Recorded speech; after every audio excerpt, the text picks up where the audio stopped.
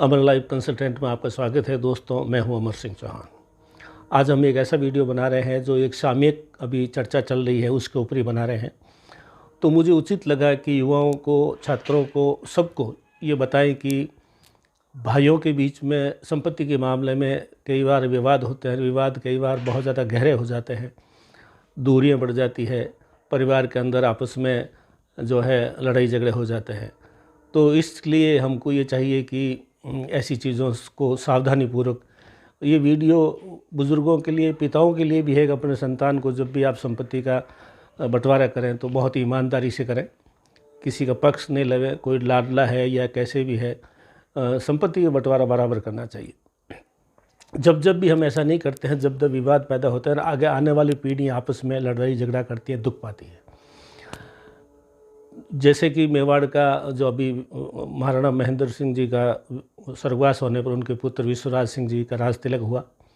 लोकतंत्र में कई लोग कहते हैं कि राज तिलक वगैरह के विधि परंपराएं अब कोई मायने नहीं रखते। ठीक है, नहीं रखती है, लेकिन राजाओं ने अपनी रियासतें खोई है, संस्कार और संस्कृति नहीं खोई है। संस्कार और संस्कृति में जो नियम बने हुए हैं वो कोई लोकतंत्र के लिए, राजतंत्र के लिए बाध्य नहीं है। ये नियम युगों युगों से चलता आ रहा है, युगों युगों से आगे चलते रहेंगे। उन्होंने राज तिलक किया है तो वो पुत्र के स्थान पे स्थापित हुए हैं परिवार के लिए, और जो इन चीज़ों में मानते हैं उनके लिए। खैर, वो अलग विषय है। जब जब भी पिताओं के द्वारा अपने पुत्रों में एक का पक्ष लेके दूसरे को कम या ज़्यादा देते हैं तो आगे जाके बहुत बड़ा विवाद पैदा होता है, जिसका ये भी एक उदाहरण है।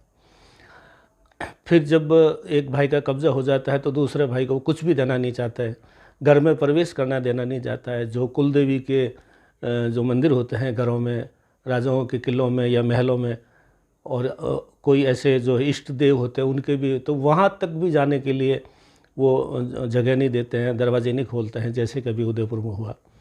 ये एक बहुत ही दुखद और बहुत ही मतलब जो है बड़ी प्रेरणादायी और कठोर एक स्थिति से ये गुजर रहे हैं विश्वराज सिंह जी। और दूसरे पक्ष के जो लोग हैं उन्होंने ये थोड़ा सी हल्कापन दिखाया, हल्कापन के बहुत ज़्यादा हल्कापन दिखाया, मानवता के नाते, परिवार के नाते, संस्कार और संस्कार के नाते। जीवन में कई बार ऊंच नीच हो जाती है, अमीरी गरीबी आती रहती है। एक भाई कमज़ोर हो गया तो दूसरे का फ़र्ज़ बनता है कि उसको सहायता करें, न कि पूरी संपत्ति के ऊपर सांप की तरह कुंडली मार के बैठ जाए, आनंद भोगे, बड़े बड़े महलों में हो, 5 स्टार होटलों का, हवाई जहाज़ों का आनंद लें।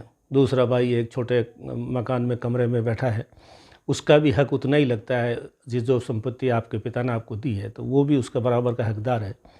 लेकिन किसी वजह से, सिखाने से संपत्ति का विवाद हो जाता है तो आप इसमें जो है घमंड न करें। तो ये विषय सिर्फ मैंने एक उदाहरण के रूप में लिया है। हमें उन विवाद से, न विश्वराज सिंह जी से या उनके दूसरे वाला पक्ष से, उससे हमें किसी को कोई नहीं। हम सिर्फ एक हमारे युवाओं को, छात्रों को ये समझाना चाहते हैं कि जीवन में कई बार हर घर में ऐसी स्थितियाँ आ चुकी है, आ जाती है, आती रहेगी। तो हमें ये देखना है कि परिवार में जब भी बंटवारा करें ईमानदारी के साथ करें, किसी का भी पक्ष नहीं लेवे। बंटवारा करने के लिए किसी का पक्ष नहीं लेवे, बराबर कांटे के बराबर तोल करके सबको देवे। बाकी फिर आगे वो कितना जो कायम रखता है प्रॉपर्टी को, कितना चला पाता है या कुछ को, वो उसकी किस्मत की बात है। लेकिन जब बांटते हैं, जब बराबर बांटना चाहिए।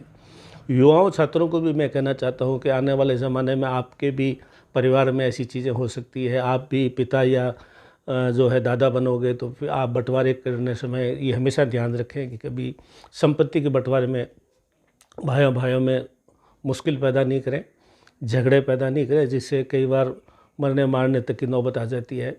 समाज फिर यह है, लोग हंसते हैं आपको देख करके, तो ऐसा कभी भी ना आवे।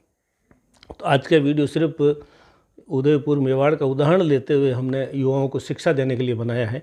हमारा इस वीडियो से कोई मतलब नहीं है कि कौन सही है कौन गलत। हम सिर्फ इसमें ये सीखना चाहते हैं कि हमेशा जो है ईमानदारी के साथ बंटवारे करें, किसी का पक्ष नहीं लें। अमर लाइफ कंसल्टेंट इतने